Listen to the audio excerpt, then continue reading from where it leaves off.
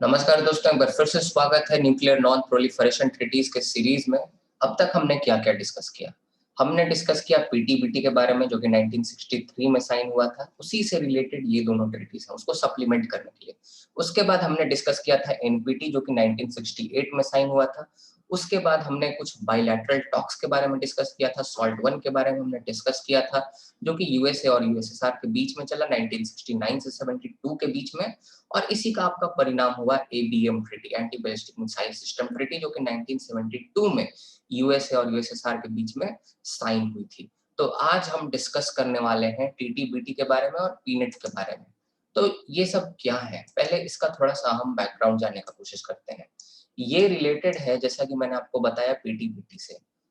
तो पीटीबीटी में क्या किया गया 1963 में, ये कहा गया कि भाई न्यूक्लियर टेस्ट जो है वह सिर्फ और सिर्फ अंडरग्राउंड ही कंडक्ट हो। एटमॉस्फेयर में न्यूक्लियर टेस्ट को कंडक्ट करने से बैन कर दिया गया। आप आउटर स्पेस में भी नहीं कर सकते, आप आप अंडर वाटर भी नहीं कर सकते। तो इन चीजों पर आप न्यूक्लियर टेस्ट नहीं कर सकते। सिर्फ एक ऑप्शन दिया गया कि अगर कोई कंट्री चाहती है न्यूक्लियर टेस्ट करना तो अंडरग्राउंड न्यूक्लियर टेस्ट करेगी। लेकिन उस अंडरग्राउंड न्यूक्लियर टेस्ट का इंटेंसिटी कितना होगा? ऐसा तो नहीं कि आप इतना जोरदार अंडरग्राउंड न्यूक्लियर टेस्ट कर दो कि आसपास का एक दो कंट्रीज में भूकंप आ जाए, आप डिस्ट्रक्शन कर दो।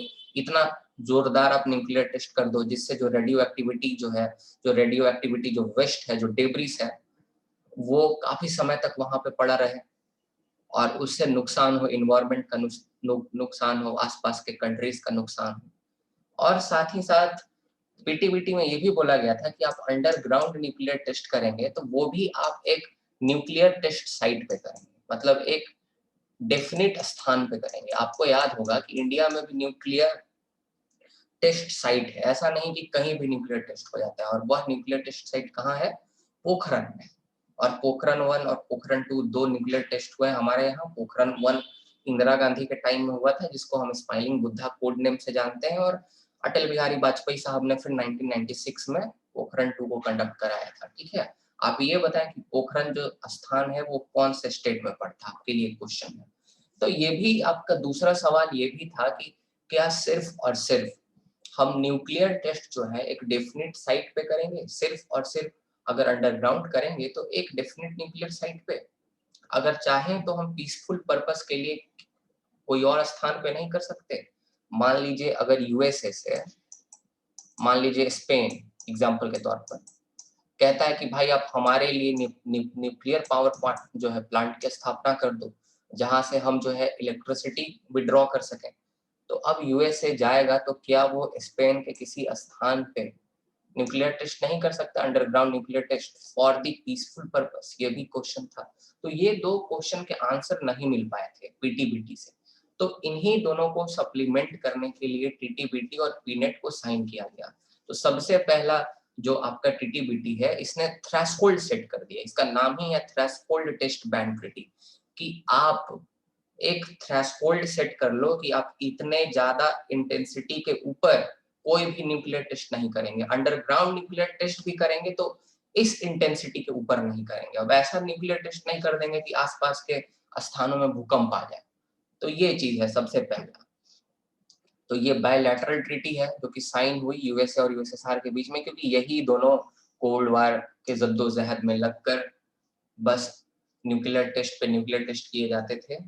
इन जो पीटीबीटी है उसने तो अंडरग्राउंड न्यूक्लियर टेस्ट को सिर्फ और सिर्फ अप्रूवमेंट दिया था, लेकिन अंडरग्राउंड भी बहुत सारे न्यूक्लियर टेस्ट करते जा रहे थे। तो भाई ये करना जरूरी था कि इंटेंसिटी को फिक्स कर दिया जाए, थ्रेशोल्ड बना दिया जाए। तो वही है, पर्पस यही था आपका कि यूएस और यूएस से जो यूएसएसआर है, इसने प्रिवेंट किया, प्रोहिबिट किया कि हम जो भी न्यूक्लियर टेस्ट अंडरग्राउंड भी कैरी करेंगे वो जो है 150 किलोटन से ज्यादा आपका एनर्जी एक्सीड नहीं करेगा, मतलब इससे ज्यादा एनर्जी इल्ड नहीं करेगा। ठीक है, तो इंटेंसिटी को फिक्स कर दिया गया, उसके ऊपर एक कैपिंग कर दी गई, थ्रेशोल्ड लगा दिया गया, जो कि पहले पीटीबीटी में नहीं लगाया गया था। ये बोला गया था कि न्यूक्लियर टेस्ट अंडरग्राउंड कर सकते हो, पर कितने इंटेंसिटी का कर सकते हो ये नहीं बताया गया था। लेकिन पीटीबीटी ने बता दिया कि 150 किलोटन से ज्यादा का अगर यील्डिंग करोगे तो this is not good. Okay, तो दोनों ने सहमति जता ली कि हम इससे ज़्यादा नहीं करेंगे। और फिर ये भी जो पीनेट है, पीनेट आपका 1976 में साइन होता है। बायलैटरल ट्रीटी ये भी होती है यूएसए और यूएसएसआर के बीच में। यहाँ जो है ये दोनों राजी हो जाते हैं कि भाई हम न्यूक्लियर जो टेस्ट साइट है वहां से बाहर भी हम लोग चाहें तो न्यूक्लियर टेस्ट को कंडक्ट कर सकते हैं, और ऐसे न्यूक्लियर टेस्ट को पीसफुल पर्पस के लिए ही कंडक्ट किया जाएगा और उसको पीसफुल पर्पस के लिए ही कंसीडर किया जाएगा। ठीक है, ऐसा नहीं कि हम अगर बाहर अगर अगर कहीं न्यूक्लियर टेस्ट किए तो आप ऐसा समझ लो कि वो कुछ प्लानिंग कर रहा है। पहले से दोनों ने सहमति जता ली कि ठीक है हम लोग अपने न्यूक्लियर टेस्ट साइट से बाहर भी कहीं न्यूक्लियर वेपन टेस्ट कर सकते हैं, लेकिन पीसफुल पर्पस के लिए। ठीक है, और यही चीज होता है पीनेट के जरिए, ये सहमति बन जाती है दोनों के बीच में।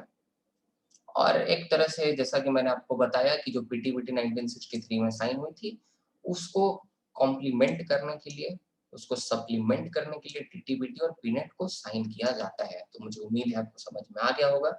अगर आपको लेक्चर पसंद आया तो लाइक, शेयर और चैनल को सब्सक्राइब जरूर करें।